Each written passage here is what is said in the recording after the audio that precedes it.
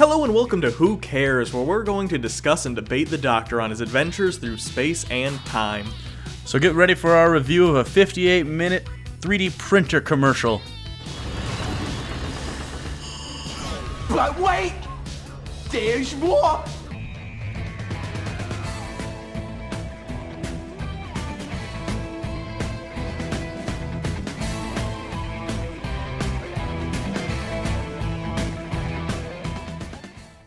Hello everyone, I'm Hugo. And I am Jake. And this is Who Cares? And today we're here to talk about the penultimate episode of Series 9, Heaven Sent, written by Stephen Moffat.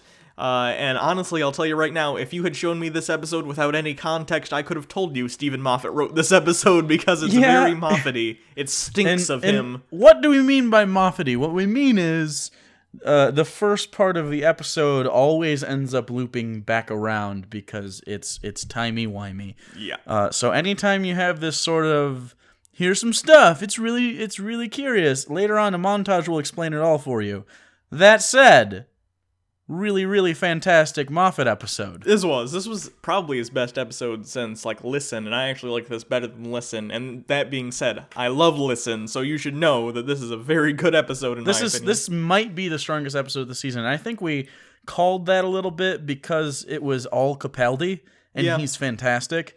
So if you don't remember, and by the way, all spoilers, so if you don't want to know anything, you better leave right meow. So if you don't know, basically, the Doctor got sent in somewhere from a Shielder or me, and now he's trapped in this giant rotating super castle thing, and there's skulls and shit, and and he's getting chased by this weird ghost wraith sort of thing the whole episode, and that sounds boring when you say it out loud.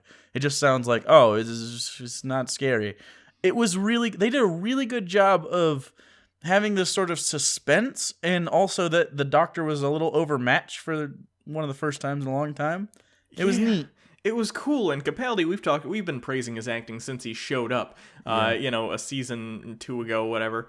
And here he's really gotten a chance to shine because people criticize Stephen Moffat for a lot of things, but he can write the shit out of a Doctor Who monologue. And this episode is basically one big long Doctor Who monologue interspersed with Peter Capaldi doing facial expressions.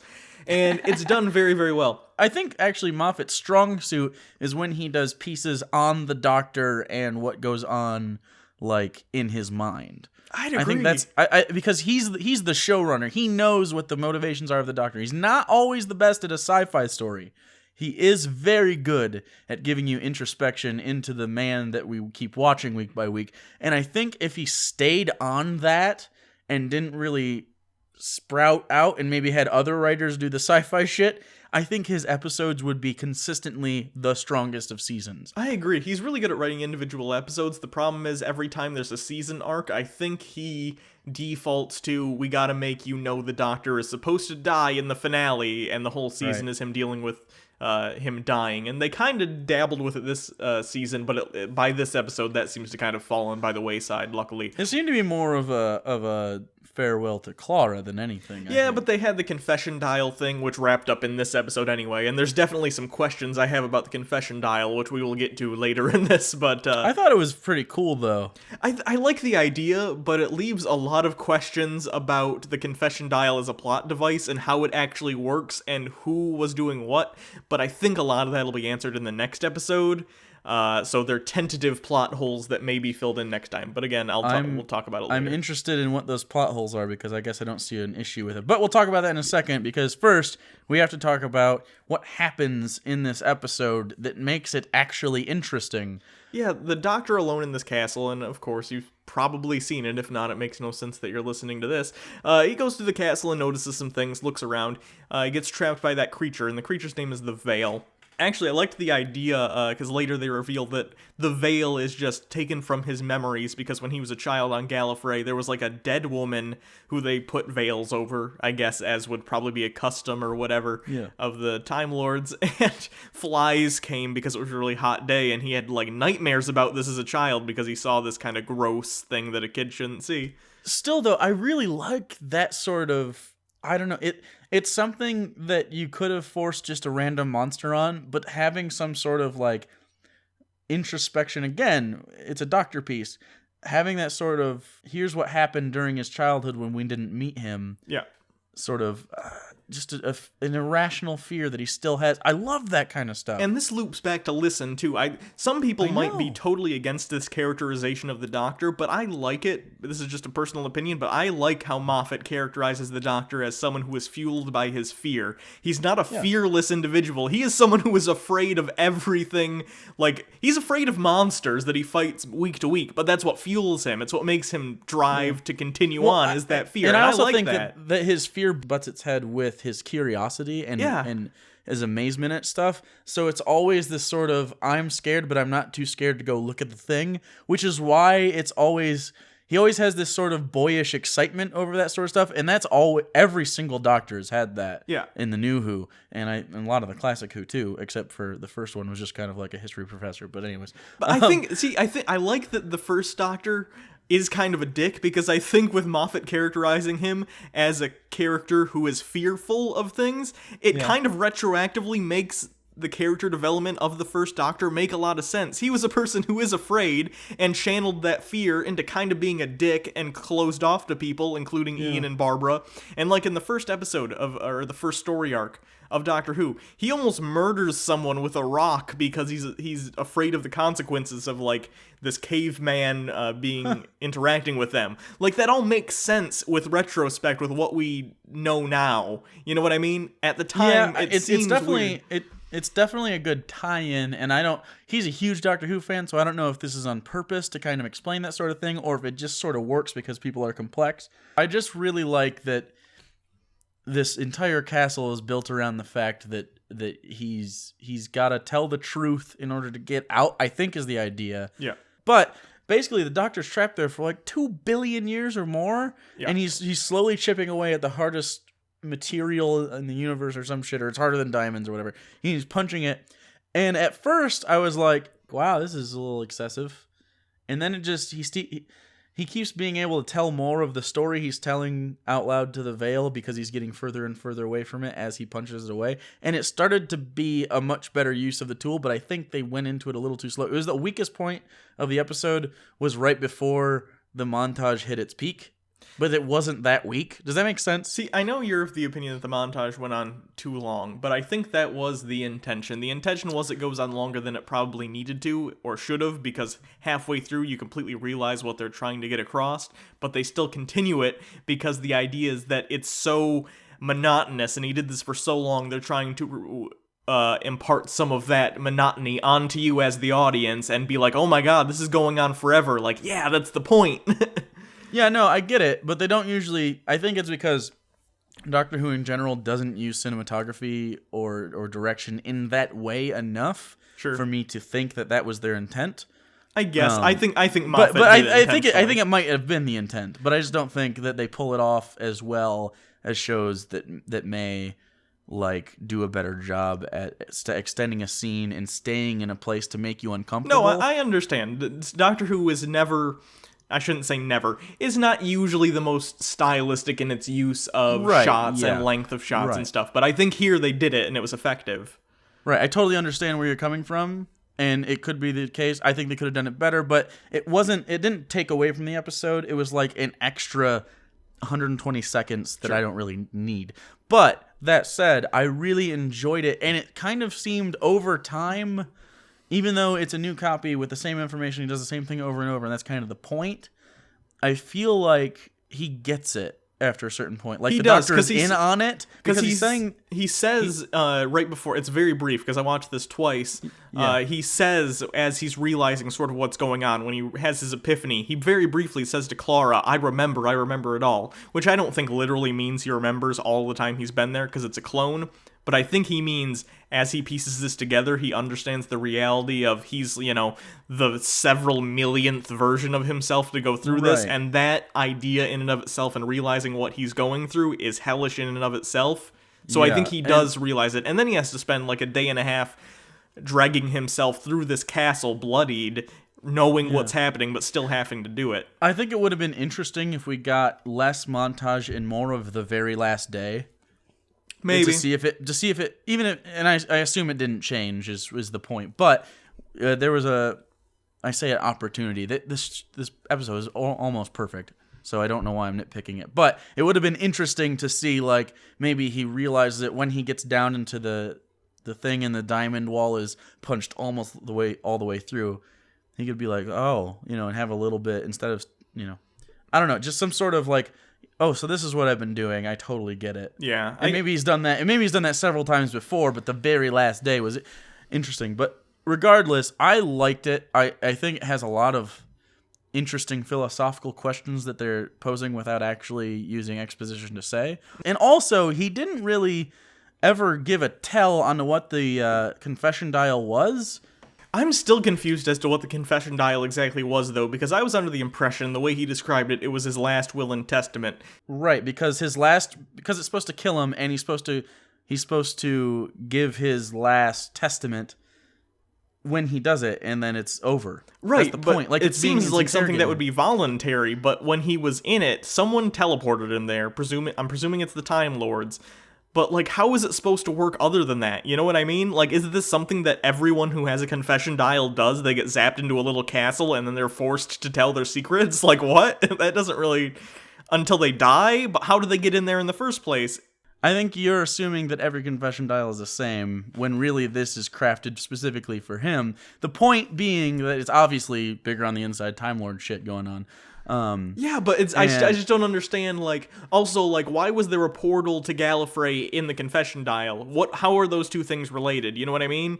The confession dial, he punched through a wall in it, and then he's on Gallifrey. How? Why? What? How are the two things related? You know what I mean? You're asking that in a Doctor Who episode? Yeah, because I'm okay with certain, especially in Moffat episodes, I'm okay with certain plot holes. That's a huge plot hole. Like, what do you mean? How's that a plot hole? How is it not? How is there a hole to Gallifrey in the confession dial? Hold on. A guy steals a box that goes through space and time, and there's there's on the inside. There's a difference Your issue is when he walks through a door that's not blue.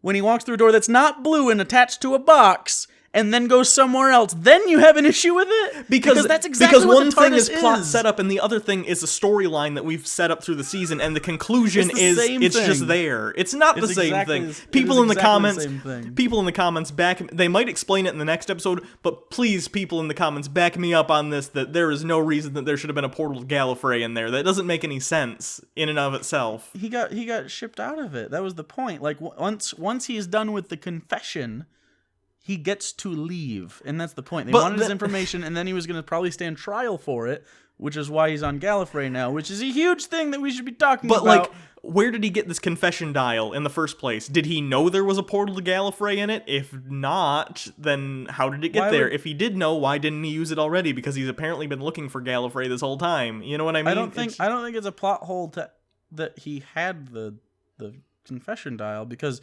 that's obviously been from the first episode to the last episode. Like, that's not something you can nitpick until we're done with the season. That's why I said they're plot holes that are contingent upon the next episode, and if they answer these questions. If the Time Lords say, we set up your confession dial to have a failsafe that would send you to Gallifrey in this scenario, fine, that's all you need. You need a throwaway line, but you need some sort of line to explain why that's how it functions. I don't think they won't explain the confession dial. Oh, well, that's fine. I'm just saying, as of right now, it stands as sort of a plot hole. Also, all the rooms in the castle reset themselves, except for the room that he punches every day, which does not regenerate for some reason.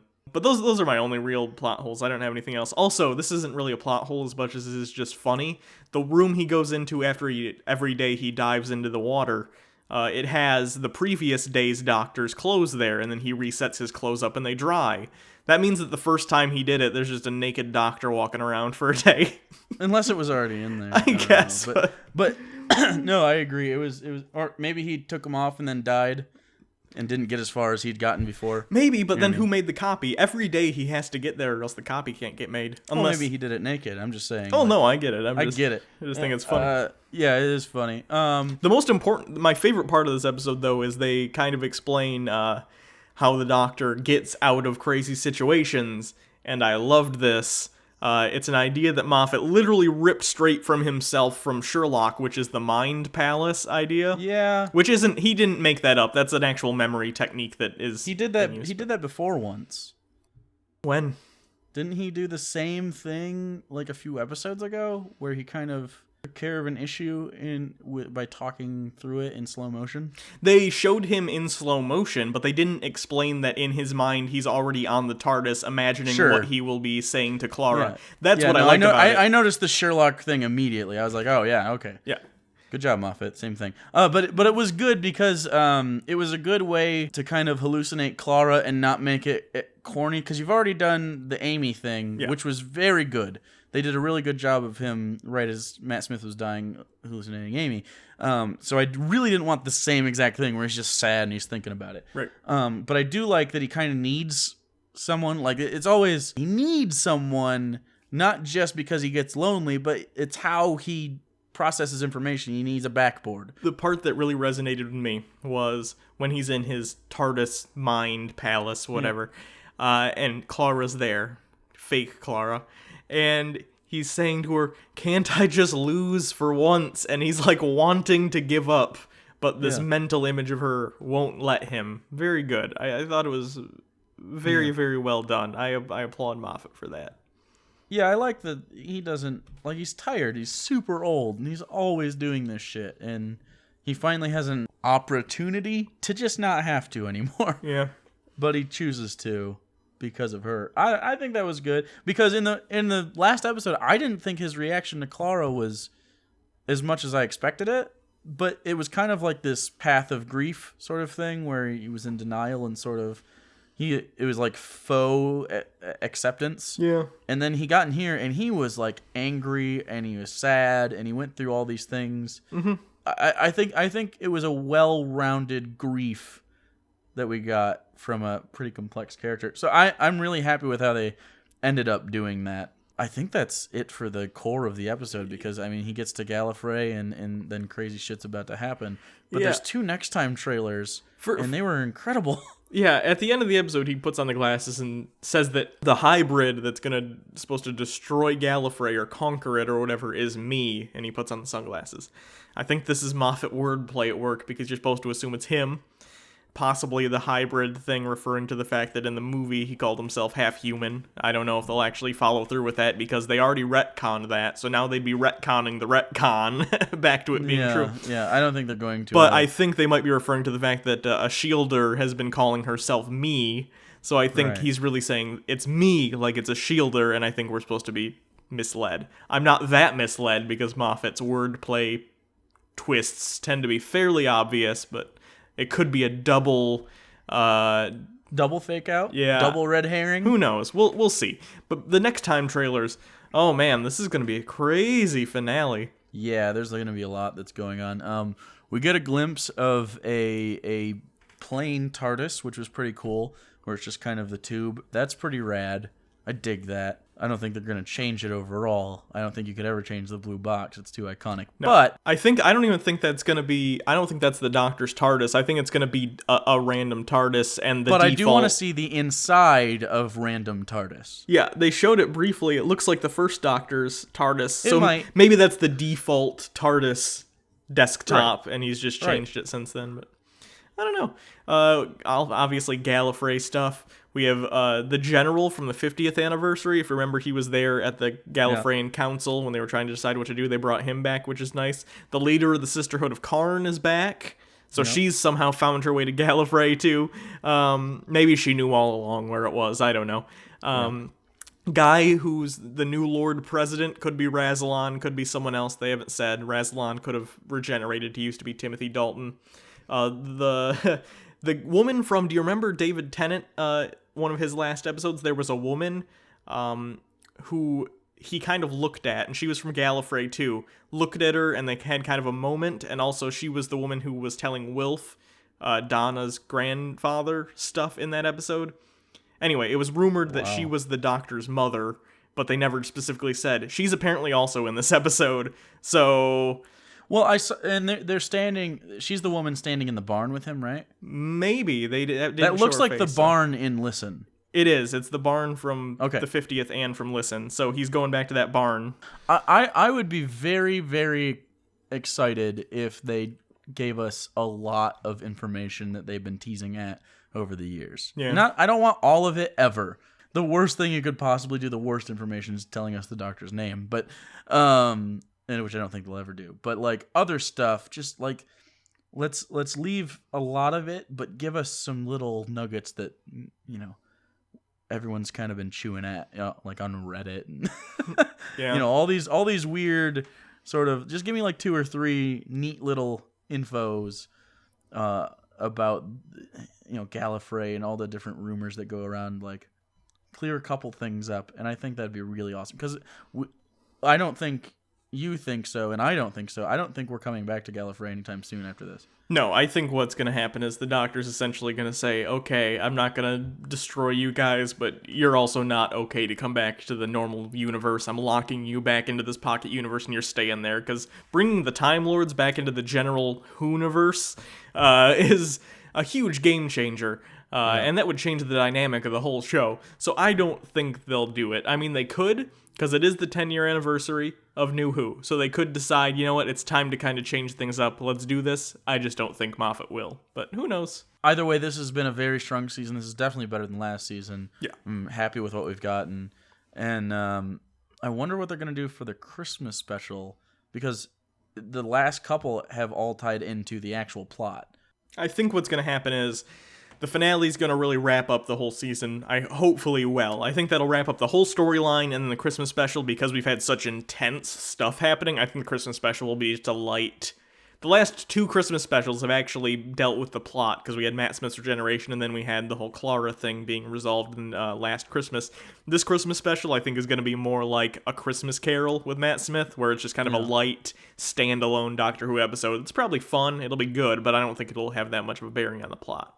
Yeah, and I'm fine with that. And I'm kind of hoping for a little bit of a reset button. Sure. Because a lot of shit's going to happen, and then Capaldi's next season is probably going to be his last, right? I assume it's his last. He hasn't said, but it wouldn't shock me. That's about average for the amount of time. About 3. 3 or 4 is usually about how long they last. It usually depends on if there's a year of season specials or whatever. But Tennant's last season was shortened. But this next one you said is going to be full, but maybe late. Yeah.